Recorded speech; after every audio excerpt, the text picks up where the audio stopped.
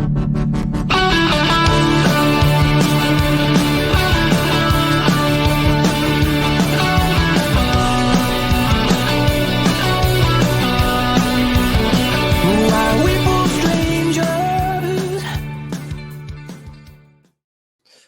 right, lads and lasses, and good day, mates. Welcome to another episode of the Toon podcast, the Southern Hemisphere's #1 podcast for all things Newcastle United. Now, in this show, we're going to be talking about the game that just finished in the morning for us over here in Australia. It was down at Selhurst Park. Good start, Lee. It was 0-0 between Palace and Newcastle. We'll also touch on maybe the slight feeling that we have a bit of a goal scoring problem at the club right now. And then we'll have a little preview of the upcoming League Cup game against Southampton in midweek. Big game, semi-final of the League Cup. So before we get into all that, some quick hellos from, first of all, Keegs. How are you going, Keegs, mate? Good, mate. How are you? Knackered. Mark, how are you going? Standard. I'm doing all right. I'm tired as well, but just from roaming around IKEA all day today. IKEA, oh god. You looking for You looking for the big dog merchandise? Where? Just house renovation project ideas. It's all on the horizon, unfortunately. Oh, do they have big Isaac posters you can put up? They don't. I was disappointed. I thought they would have. I thought they would have by now. Stick me your suggestion box there, Mark. Just before we get started, some quick thoughts and prayers and love and so on to Craig and Bobby from the podcast who are going through a little bit of a tough time today. Sending love to you boys and your families. Right, moving on. So on to the game. Let's just start with the home team first. I can already tell you now I'm going to struggle with some of these names. Guati in goal. I'm sure that's not right. Ward, Gooey. I'm sure that's not right either. Richards, Mitchell, Decore, Jordan Ayew, the most hilarious footballer I've ever seen. Eze, Zaha, and Edward, probably. And for the travelling mighty mags, it was Nick Pope, Trips, Shaw, Sven, Dan, Bruno G, Sean Noggy, Joe Willie, Miggy, Joe Linden, and Callum Wilson. You first, Keegs. How did you see those two lineups? If you like, you can start with Palace and then Newcastle. Yeah, I think Palace was probably as expected, given the couple of injuries that they picked up in the last couple of weeks. So that's sort of as good as they could probably put out at the moment with what they've got. And I think with us, the only surprise was probably Bruno. I think most of us thought that he was going to be crook and he wasn't going to be right to play. But yeah, we're probably just going off the information we got from our resident doctor. So we probably expected him to miss sort of maybe this game and maybe for the first leg of the League Cup, if not definitely the second leg. But yeah, it was a surprise to see him there, but I'm glad he was.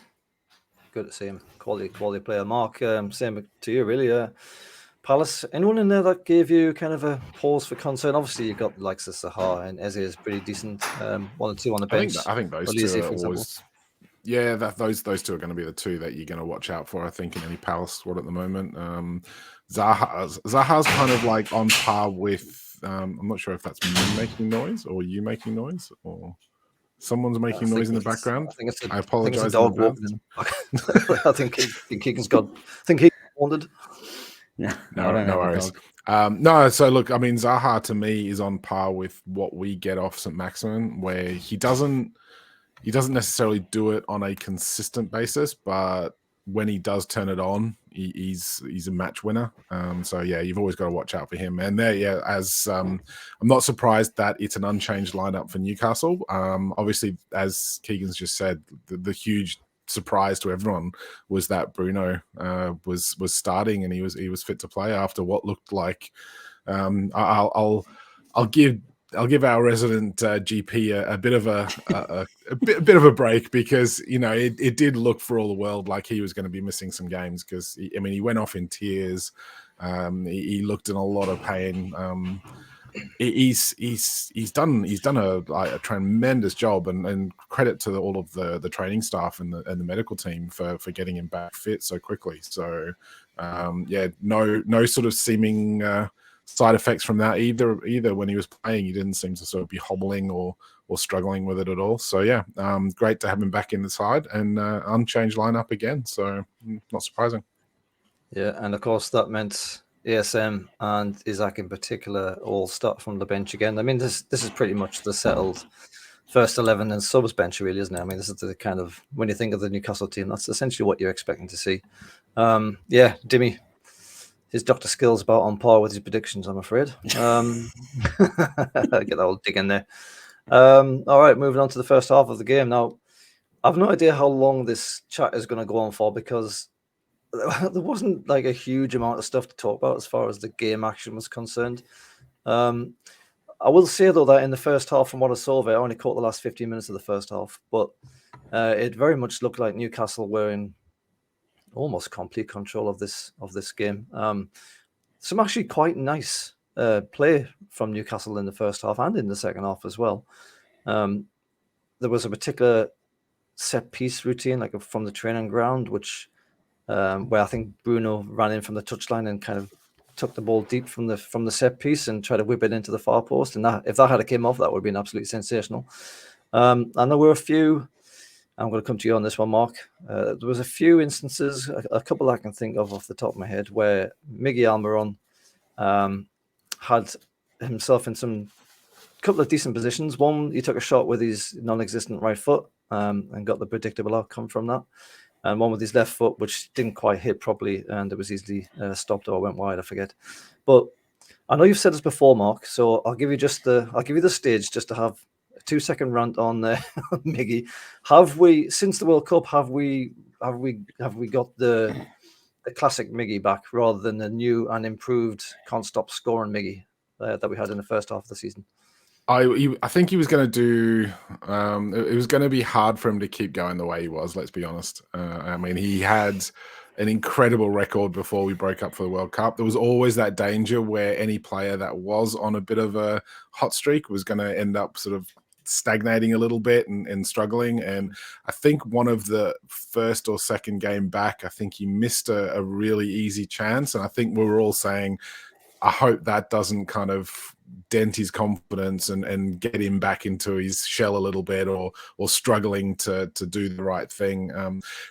I'll give him a little bit more credit in that he is definitely getting closed down a lot more than when he was on that scoring streak. He was ducking inside, and I think everyone's kind of aware of that now. They're acutely aware that, look, if he's going to go inside on his left peg, you've got to make sure someone's there to close him down and make sure he doesn't get an easy shot off.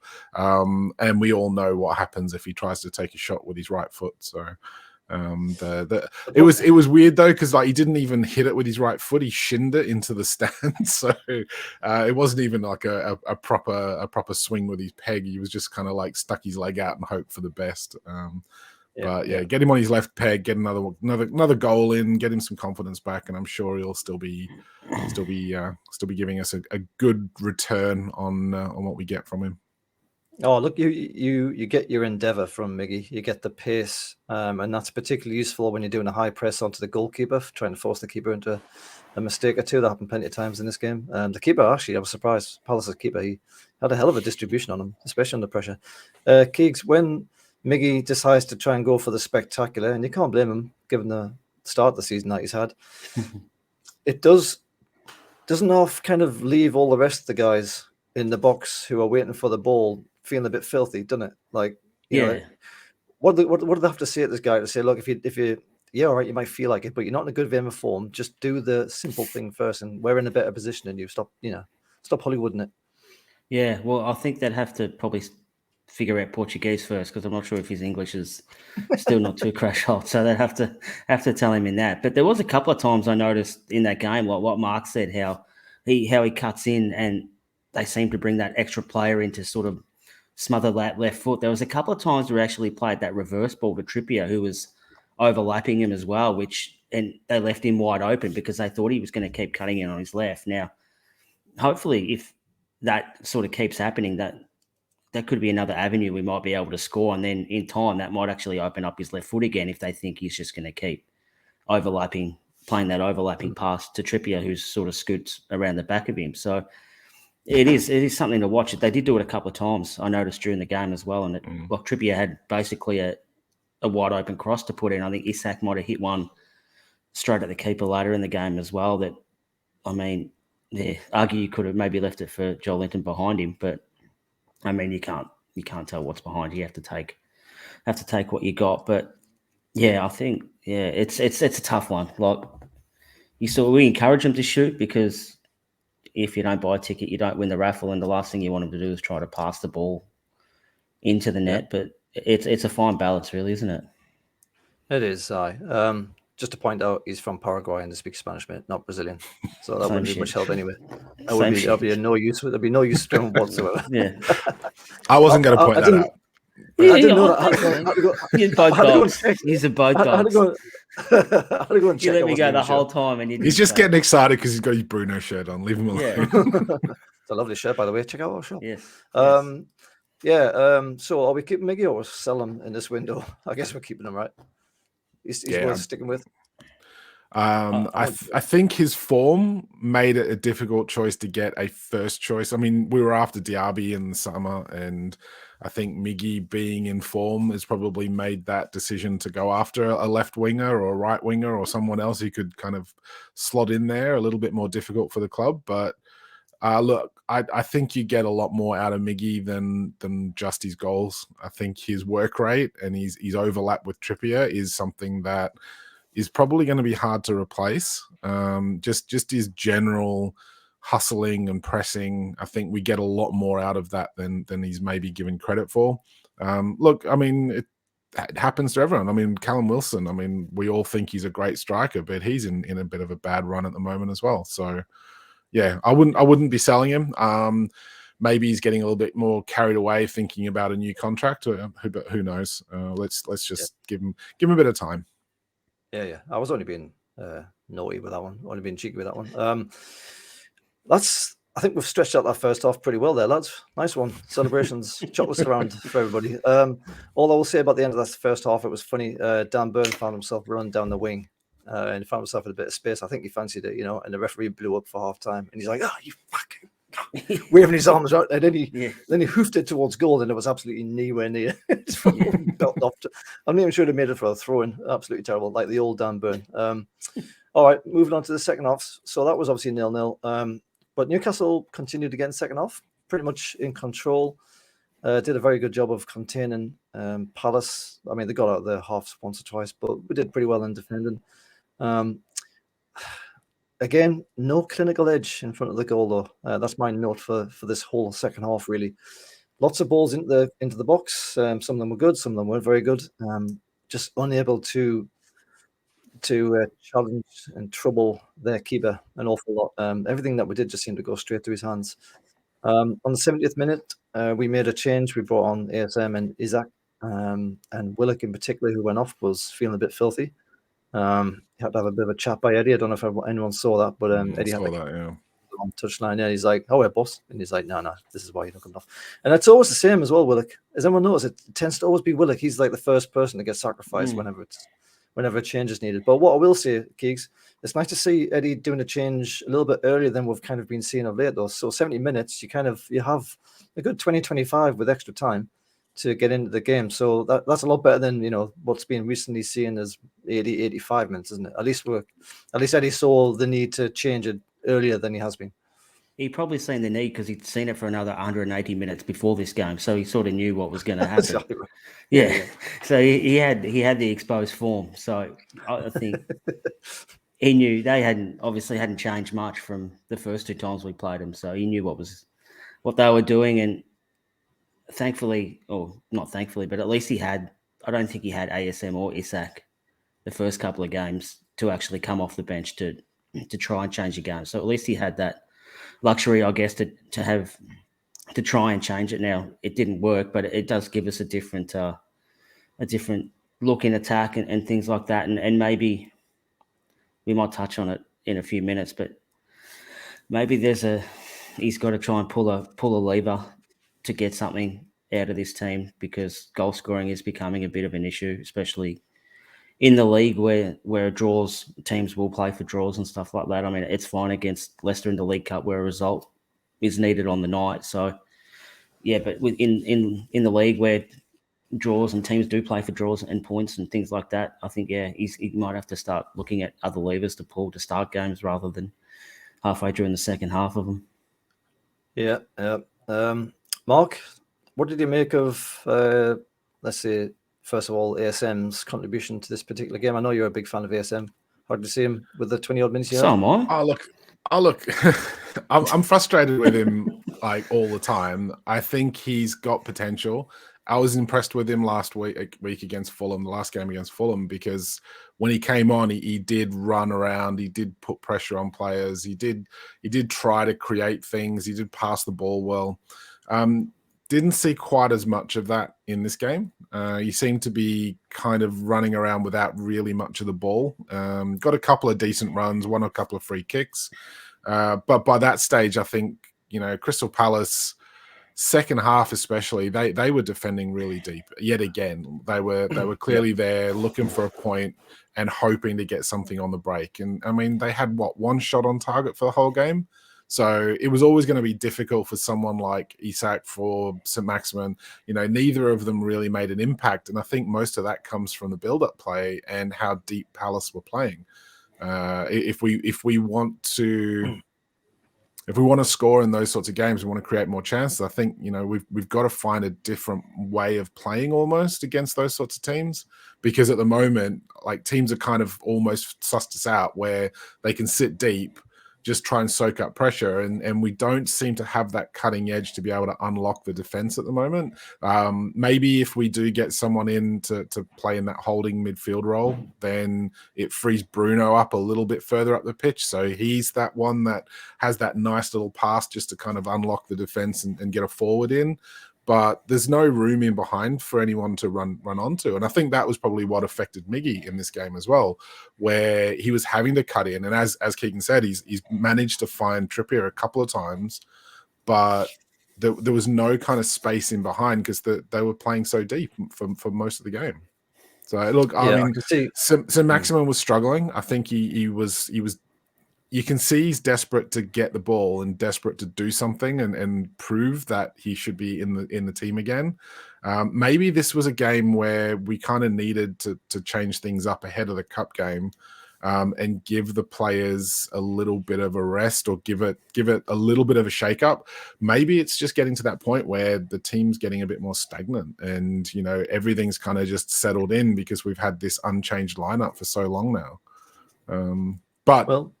Look, we don't have options off the bench either, really. I mean, we've got Isak and ASM. What else have we got? Like, Murphy's got a bit of pace behind him. We don't have a lot of things that are going to unlock other teams, and ASM is one of them. And unfortunately, as I said at the start, him and Zaha are exactly the same. It's like they can unlock a team from nothing, but if you don't get anything off them, they don't really contribute much. No, and as I say, I don't think I noticed much from Isak as well, apart from a header that he had.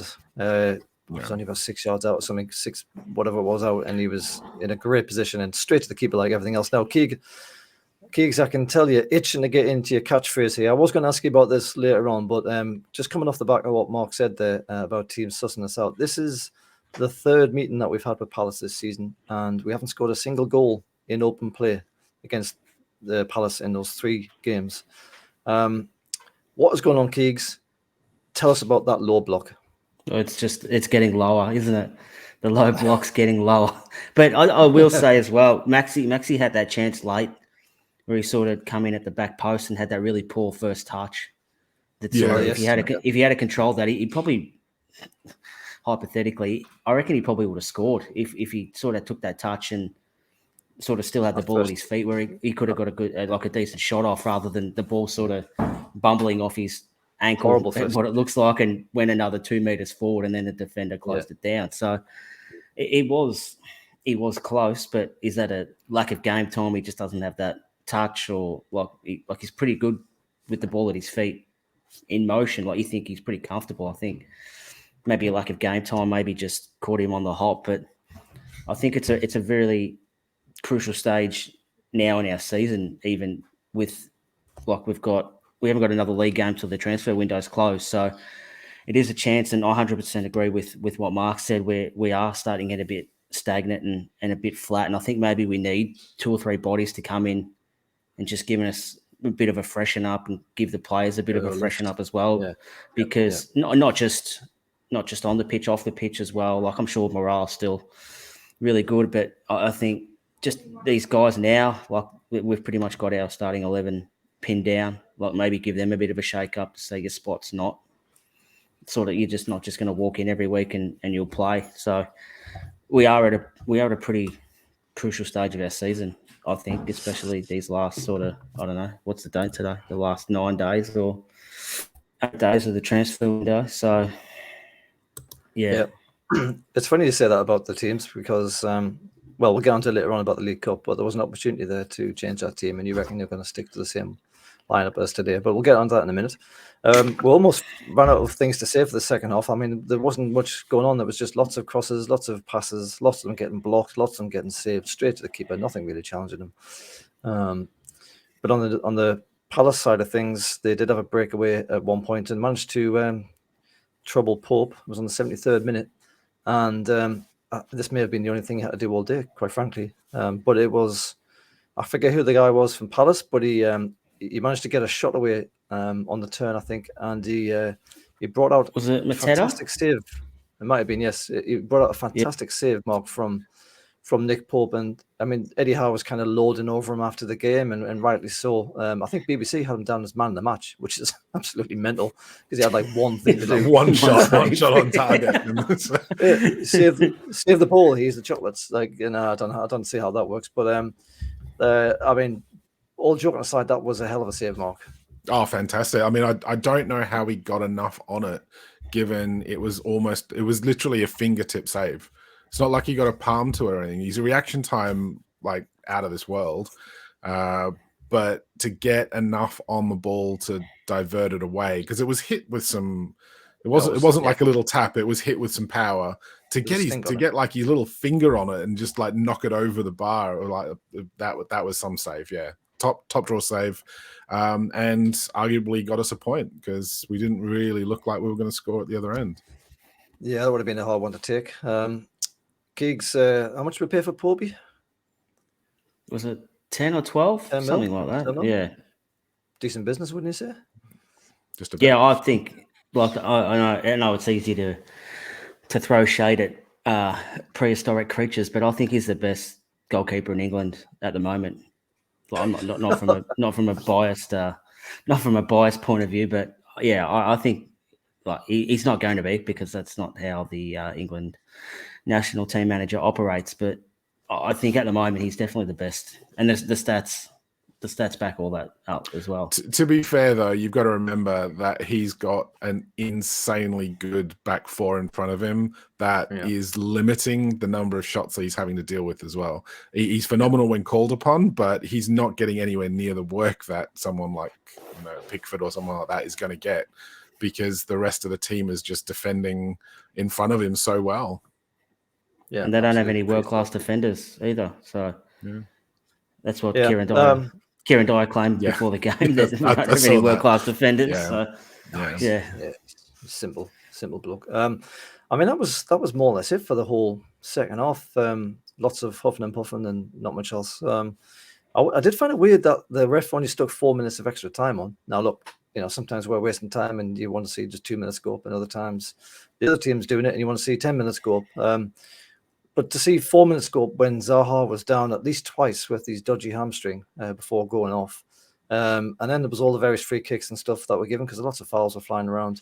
And then the 3 or 4 sub-intervals. Only 4 minutes? That didn't seem right to me. And it kind of just made me think of the conversation we had not long ago where we discussed should they do the thing they did in the World Cup where they just add on exactly how much time's been topped up by VAR, or, in my opinion, just having a clock that stops when the ball goes out. But anyway, I thought that was a bit strange.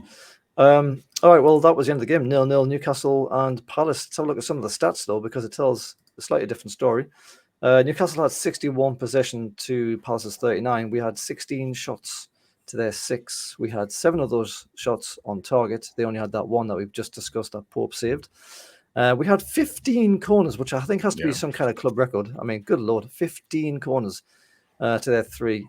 And they committed 13 fouls to our 7. 15 corners. Kind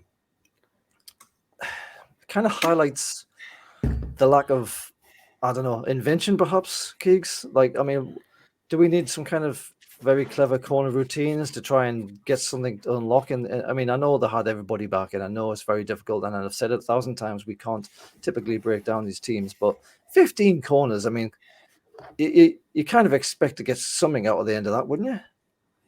Yeah, well, I think we're nearly at the stage now where we might need to sign a couple of Greek players to build a fish and chip shop on them corners, and we might be able to get something productive out of them, because at the moment we're getting nothing. Like it's getting me. We spoke about it at the start of the year, and I think we're up to nearly 40. We're in the 40s before we actually scored from a corner, and then we had a nice little patch where we did get a couple of goals from set pieces and stuff like that. But now we're back in that rut again. I mean, with the tall players we have, like, we shouldn't. I don't even think we tested the keeper. I think maybe Joel Linton had a shot, but it was sort of off the second phase of the corner. I don't think it was from directly off the corner. Like get Dan Burn to run near post and flick on, or just something to try and do something. Like, he's obviously no good with his head shooting. Like, just get him to flick one on and see what happens. Like, we've just got to try something or get some kind of result out of these corners, because that could be the difference. Like this game, like, we score from one of these corners, all of a sudden the low block sort of becomes a medium block, because Palace have to come out and try and score to get something out of the game, and then that's when we can start taking advantage of the spaces we get given then. So it is becoming a problem, yeah. Mark, too busy in the box, or was it the lack of invention? I don't think it's lack of invention. I think they're trying to be too clever with them. I mean, how many times out of those 15 did we actually... This is something that's really starting to grind me, by the way. It's just like really starting to annoy me. The fact that it's every game we're getting so many corners. And when was the last time we scored from a corner? And when was the last time we actually just put a ball into the box? Just sailed it into the box, tried to pick out Dan Burn. You know, no one's going to beat him in the air, as Keegan said. Just get him to flick the ball on and then look to get onto the second ball. That's got to be a game plan, rather than take it short and pass it back out and then pass it around and then put the ball in while everyone... And I get it, and doing that now and again is going to get defenses off guard and try to free up some space or whatever, but it's not working. And when you've got the likes of Shah, Botman, Burn, you know, that Longstaff, even, like, they're all tall guys. It's like Joe Linton's Joe Linton's not short, yeah. Just get the ball in the box and see what happens. You know, it's like, you know, you might head it and it like comes off someone's arm and you get a penalty, or, you know, it bobbles around in the box and then someone manages to just toe poke it past the keeper, and suddenly, as Keegan said, you know, we're 1-0 up, the team has to push out, and then all of a sudden, like, you're sort of countering and you're getting 2 or 3 more goals because you're getting a little bit more space in behind. The fact that we're dominating possession and dominating corners the way we are, and still not even looking like we're going to score, though. That's the thing. It's like we had some pretty tame headers that was straight at the keeper. Maybe another day one of those goes either side of the keeper and we end up 1-0 up from that. We don't know. But I just think 15 corners and not to score from one, that's got to be concerning for everyone. Even a shot on target. Like, I'm nearly at the stage where I'll take the Forest Blitzkrieg now and just have everyone start at the halfway line and charge into the box and see what happens. At least we'll have all our numbers there, and you know where the ball's going to go. It's going to go in there somewhere. Like, yeah, that was nuts. That wasn't it? Absolutely nuts. That. It's still funny though. I mean, our early season tactic from the corners, if I remember rightly, was to try and hit it deep to Dan Burn, who'd be on the far post, and his idea with them was to hit it back across. And I haven't seen us do that for quite some time now. I don't know if they're trying to change it up a little bit and then revert back to that later on when everyone thinks that we've given up on it, or or what. But yeah, you get 15 corners, you need to do something better with it than what we managed. All right, well, so some quick stats. So yeah, 15 corners, that's got to be some kind of record. Club record, unbeaten run of 15 league games in the top flight, which is absolutely fantastic. We've now also gone 16 Premier League games without conceding in the first half, which we're the first team in over 20 years to do that, apparently, in the top flight, I think. So that's a hell of a thing. Mind you, we haven't scored in about 6 of 8 of those games. I think we haven't scored in the first half either. We have 1 goal in 4 games. In the last 4 games, 1 goal in the last 4 games. And we've already touched on it, but I think we can all agree we have a bit of a goal scoring concern. Before the World Cup, we scored 31 goals in 15. And albeit it's only not long after the World Cup, but we've only scored 4 and 5, which sounds like all right, but 3 of those were in 1 game, that was against Leicester. So those are the stats. Before we get on to the table, anybody want to say anything about the Palace fans apparently chanting anti-Saudi slogans? I've seen it mentioned a few times now. In fact, I actually think I read that the fans stayed back specifically to boo the Newcastle team as they went off in their Saudi strip and, again, start having a go at the Saudi ownership. Me, personally, I think that's absolutely fair enough. Anybody have any problems with that? Mainly just because there was a photo going around where there was a Saudi advert for Crystal Palace on their boards. So that's a little bit hypocritical. It's like, if you're willing to take their money as well, then shut up about it. Otherwise, if you're going to get on your high horse, then at least make sure you're kind of you can hold your head high, that you're not double dipping and you're not kind of like having this moral high ground while still taking a bit of money on the side from them. Well, I think those adverts, if I remember correctly, those adverts aren't controlled specifically by the club. I think they're all kind of handled in batch and distributed around, or some kind of process. I don't think necessarily that they pick and choose which ones they show. They must do. It's the sideboards are club advertising. Yeah. But I don't think they individually control it in such a sort of atomized kind of level. I think it's more of a generalized thing. I could be completely wrong, but I've got some kind of memory in my head where advertising hoarding is to do with the club, and it's all the club sponsors. Yeah, unless it's the Champions League stuff, Champions League and European matches and stuff like that. Maybe cup games. That's all to do with the Champions greater League. That's like the overall competition sponsors, and the clubs. So Coca-Cola might sponsor the Champions League, so yeah. you'll have Coca-Cola advertising all around the ground, rather than Premier League games. Anything on the advertising hoarding is all to do with the club, and that's the club revenue. Yeah. All right, fair enough. Ignore me. And I said it was fair enough. Sorry, Keegs, before I come to you. I was going to say, don't quote me. I think the more you pay, the longer time. So you might get 5 minutes over the 90 for your like the more you pay. So you might pay less, and you might only get a minute of advertising over the 90. So I think it's all sort of unless you're Sports Direct, and then you don't have to pay anything. You don't pay. No, you just get the full 90 for nothing. What I will say is, I said I think it's fair enough because everyone's entitled to their opinion. But Keegs, I can't remember anyone ever saying that the Palace fans did this to Man City in the 10, 12, 15 years that they've been owned by Dubai. So is it fair enough, Keegs? Well, yeah. Well, you can't tell people how to feel. They feel how they feel, but it's just a bit fascinating that they decide to boo us, like you said, and don't boo anyone else. But I think there was chance of oil money or oil club or something like that around halftime as well. But they'd probably go to the pub after the game and get an Uber home, which they're directly funding PIF because they own like half of Uber as well. So it's a bit of a hypocrisy slating us when they funded them as well. Like it's a bit silly, but if they want to, I don't think anyone's getting upset or bloody getting agitated about it. Like Like, oh, yeah, Oil Club. Oh, who cares, mate? What do you want us to do about it?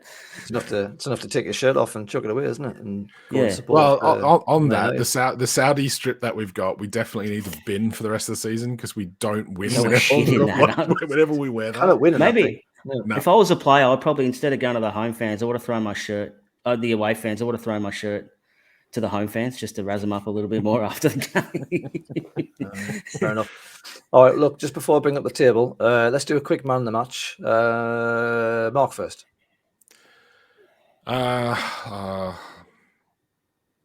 It's a tough one because, like, there's nobody really stood out. I'm gonna say, and this is gonna be weird, but Joe Willett got taken off, but I thought he was actually playing really well before he went off, and he was probably the one that was bursting through and causing a few problems. He was actually the one that was actually getting in behind Crystal Palace's defense. I'll put him down at the same sort of level as Nick Pope getting a man of the match award for his one save from his one shot on target. Yeah. It was that sort of game, wasn't it? Very much. Yeah, I'd give it to Trippier. He put a good cross in. So if Pope had one good save and Trippier had one good cross, then he can have. So we can share the votes around for this game. His set pieces have been suffering lately, Trippier. Oh, this was in general play, so I'll give him an out. Fair enough. I'm going to pick Shaw, Fabian Shaw. I thought he's really starting to come into his own now. It's really nice to see him, get to the top of his game. He made some very clever, very tricky and incisive runs through the middle, some lovely passes, and I think given that he's a defender, I think that was nice to see. Nice to see him trying to drive the team on. Yeah, special mention to Nick Pope for that save. Obviously kept us in the game, and not much to anybody else. All right, let's have a look at the table. I've only done the top 10 because that's all we care about. Arsenal at top on 47, City in second on 42. The Mighty Mags in third on 39 points, level with Man United in fourth on 39 points. The goal difference being the difference there between the two teams. Then you got Spurs in fifth on 33, and then it just goes down from there. Chelsea and Liverpool make up the bottom three of the top 10, if you know what I mean. Keegs, yes, it was a disappointing result. It was 2 points dropped, I guess, rather than one earned. The opposite of Palace, who were very happy with the point, and fair play to them. We were exactly the same at Arsenal. But we still have picked up that point. We've now got a 6 point gap on Spurs in fifth. Reasons to be cheerful, hey? Yeah, for sure. And you got to remember, 3 days earlier, Palace played Man United and also got a point out of them. So they've had two good results against two top four teams in the last week. So they'd be feeling pretty good about themselves given sort of their first half of the year. I know a lot of people are looking still at Arsenal and Man City to a lesser degree, but as far as I'm concerned, my focus is Tottenham at the moment. As long as we can keep that space between us and Tottenham, I think that's probably all we need to worry about. Or if Brighton get another win and they go to fifth, whoever, it's not so much Tottenham, it's just whoever's in that fifth spot. As long as we can keep some space between us and them. I mean, Man United have got a very important game tonight for us against Arsenal, so that could go a long way to shaping. I know there's still a lot of the season left, but for Arsenal, I mean, if they can get that win, put some 9 points clear of City as well. So yeah, it's strange. I think I mentioned it the other night. It's strange to be still concerned with everything that's happening around us, but in a good way rather than the other end of the table and who's winning and losing. Oh, absolutely. I mean, Mark, I enjoyed that mid-table clash between Liverpool and Chelsea. I certainly enjoyed the result at the end of it. That battle for sixth will probably go all the way down to the end of the season. Those words will definitely not come back and bite me in the arse at any point towards the end of this season. Do you agree with Keegs? Do you think Spurs is definitely the focus, and we don't necessarily have to be looking up so much, but we just need to make sure that we are padded, protected from we're not gonna win the league, let's be honest. So let's kind of not focus on anything above us at the moment. I think sitting in third spot, look at that goal difference as well. It's amazing. So, look, we're neck and neck with Man United at the moment, and how much have they spent? And we're the ones that are supposedly buying the league. Look, there's 6 points back to Tottenham now. If we can maintain that gap there and sort of give us a little bit of a cushion going into a little bit later in the season. Obviously, the worry is that for the next 2 games, we're solely focused on the cup. We're going to have a game in hand, I'm assuming, at some point in amongst all of that as well. But look, it's going to be probably Tottenham's to lose, I would say. Brighton are playing really well. Fulham are playing really well. Liverpool, they've still got good quality players. So, we can't, as much as I'd like to, a 10-point gap is not safe from them, and they could easily sort of start to march up the table a little bit. Chelsea's just bought an entire whole new squad, so who knows how they're going to go. And it's there. It is going to be up for grabs. I mean, there's still 18 games left of the season for us, so it's going to be. Yeah. It's not over yet by a long shot. I think there's still a lot of football to be played, a lot of ups and downs. I think we need to sort out our goal scoring. Our defense is absolutely rock solid.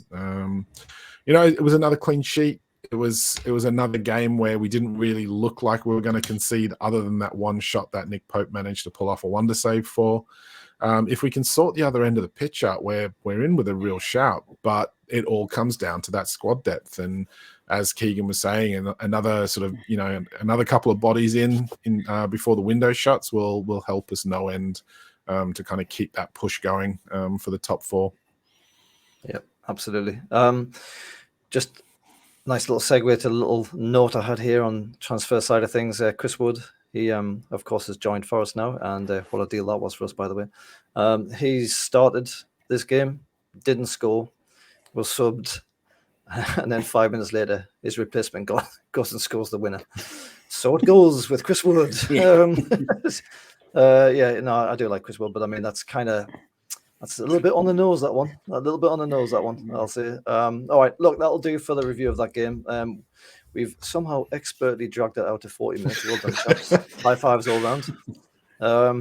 Let's have a quick look ahead now, and let's make it really quick towards the biggest game of the season so far, I think you'd say. The first round of the semi-final League Cup game away to Saints. I've even forgotten what day that is. I'm excited for this game, but I can't even remember what day it is. Is it Wednesday for us? Wednesday morning for us. Wednesday morning for Tuesday us. Night. Tuesday night UK.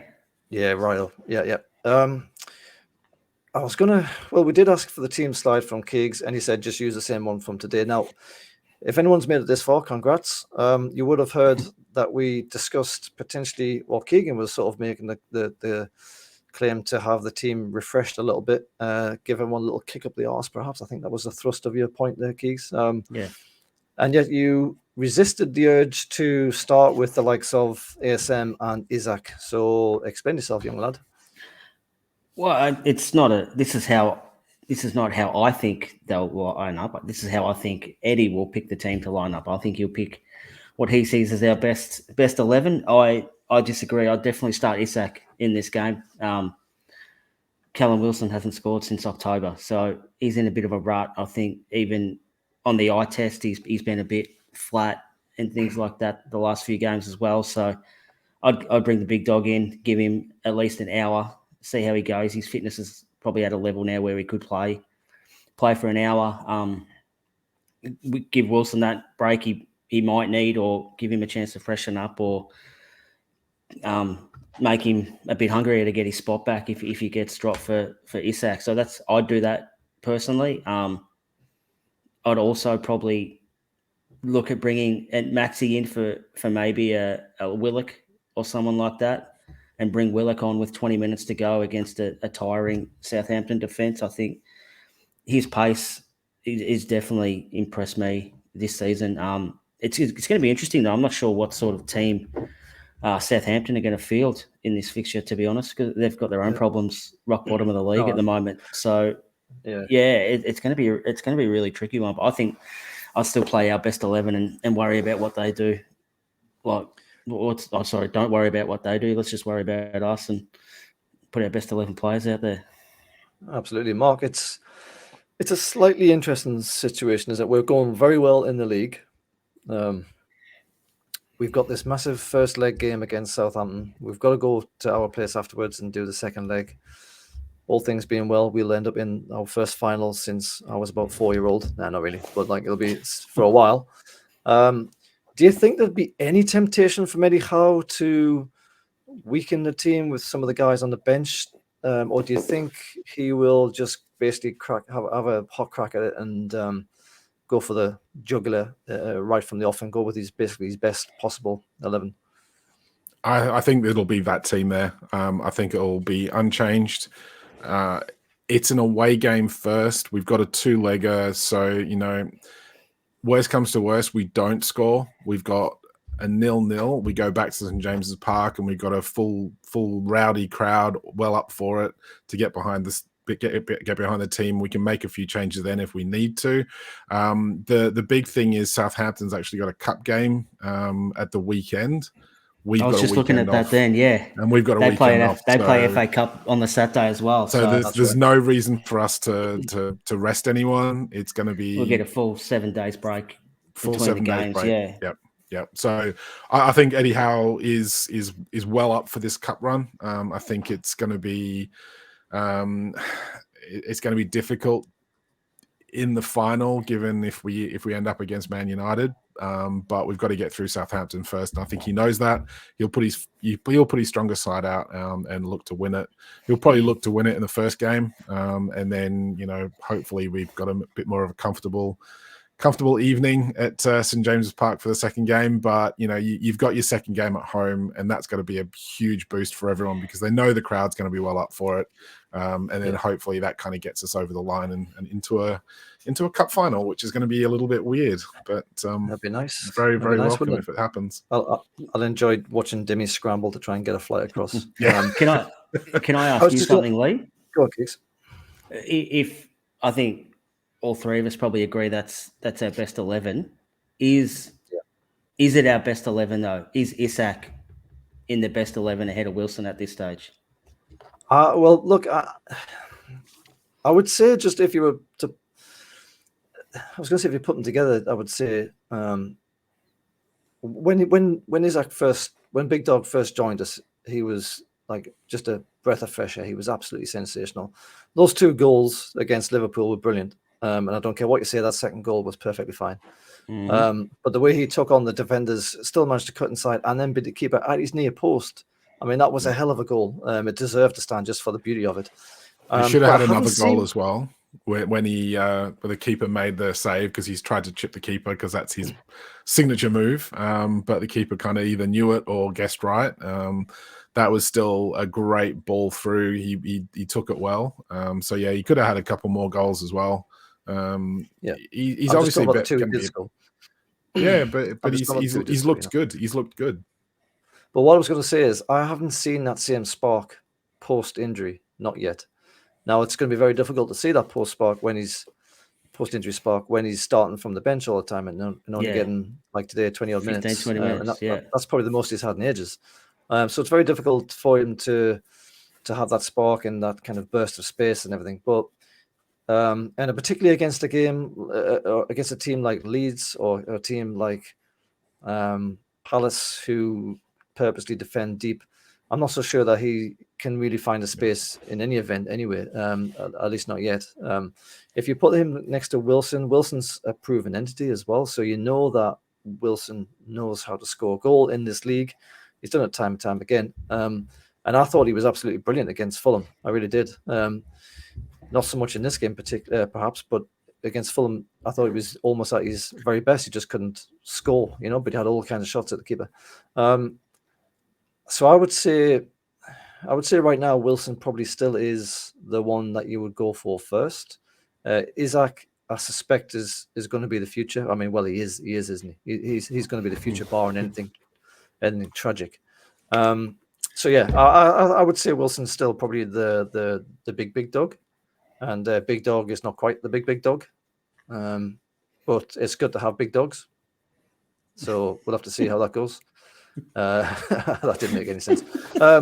Just on the market, I'll come to you. Just on the point of Southampton, I forgot to do a slide. Sorry. It's interesting, isn't it? They're rock bottom of the league. So on the one hand, you might think they would look at this as a game they don't care about very much. They can't risk injuries to the likes of Ward-Prowse and the like, and they need to concentrate on their survival in the league.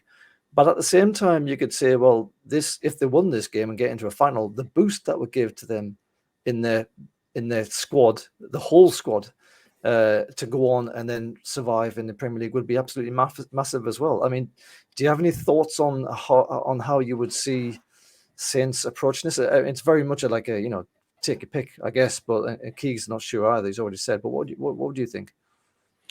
I think it's a free hit for them, if nothing else. There's no pressure on them for this game because their focus is going to be definitely on the league.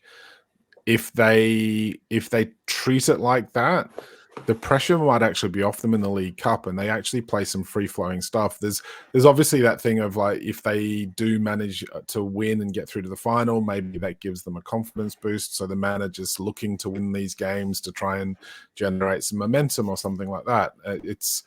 It's difficult to see how it goes in terms of what the manager's wanting from this game, and if he wants to win it and progress through, and he's like looking to try and build that form up, whether or not he plays some of the fringe players to, as you said, to kind of like try and protect some of their star players that they desperately need to keep fit for the Premier League. But those players then come in with nothing to lose. They can throw everything at us and hope for the best. And football's football. It's like if they have at us and it's their day, then they may win it.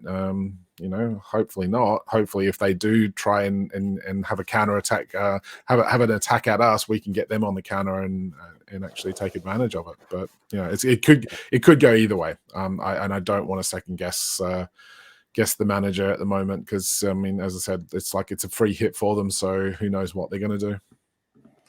No, it'd be very, very interesting to see how they trot out for this particular game. All right, look, let's just wrap this one up. That was pretty much all we have to say on this one. Let's get some predictions for this game. Keegs, I'll let you go first, mate. Thanks, Lee. Appreciate that. I'm going to go 1-0. 2. Oh, to who? Yeah. There you go. Yeah. Yes. I thought you shit yourself there, mate. I thought you were shitting yourself. I thought you were glitching. I did. Apologies for those who are listening on audio. You think your Bluetooth cut out or something like that. For that. Don't worry, mate. Nobody's listening already. Everyone's tuned up by now. Yeah. 1-0 to us. Who's going to score? You're going to put your hat on the scorer? Yeah. Wilson's going to break his duck. Not break his duck, but not be shit. After just slagging him off. That's unreal. He's been shit. All right, 1-0. He was brilliant against Fulham. I won't have a word said against him. Didn't score, though. Didn't score. You set up the winner. You set up the winner? Aye. Up yours. Mark, same question, mate. What do you reckon? My head's saying 0-0, and we'll get the win at St James's. But look, I think we'll be up for this. I think the players are well and truly focused on it. I'm going to go for a 1-0 win, potentially an Almiron special to get back on the scorebooks. Wow, Jesus. Yeah, that would be nice. Get him in a new vein of form. I think I will go for a 3-0 Newcastle win. I can't see anybody scoring against us, so that's a guaranteed 0. And I fancy Willock to get 1 or 2 in this one. And maybe Sven Botman. Why not? Open his account. Yeah. He had an opportunity in this game against Palace, didn't he? And he fluffed it a bit, but he was in a good position. He's getting a few chances. He's getting a few chances lately. One's going to go in. Stick a 5 on it, guaranteed. All right. That'll do for us. Thank you very much for your time, gentlemen. We Awesome. will be back for a review. Are we doing a review of the Palace game? I believe we're doing a review We're of the Palace game. doing a Wednesday night live That's rather than right. Thursday night. Yes. So That's right. So our usual Thursday Your Say will now be a Wednesday Your Say. Not quite as catchy. But yeah, if you want to join us for that one live and chuck us your questions or your comments or have a bit of a laugh, please do so on Thursday. It'll probably be around about 8 p.m. Queensland time, 9 p.m. Sydney, Melbourne, which is roughly about 10 o'clock in the morning in the UK. Or it's actually exactly 10 o'clock in the UK in the morning. All right, lads, that will do for us. Fingers crossed we come out of this first round of the League Cup smelling the roses. Keegs, cheers, mate. Thanks, Leroy. Appreciate it, mate. And Mark, bye. cheers, as always. I thought I had something clever to say, but I didn't. I ran out of juice. All right, lads, nice one. I'll see you soon. Cheers. Catch you later, guys. See you, mate.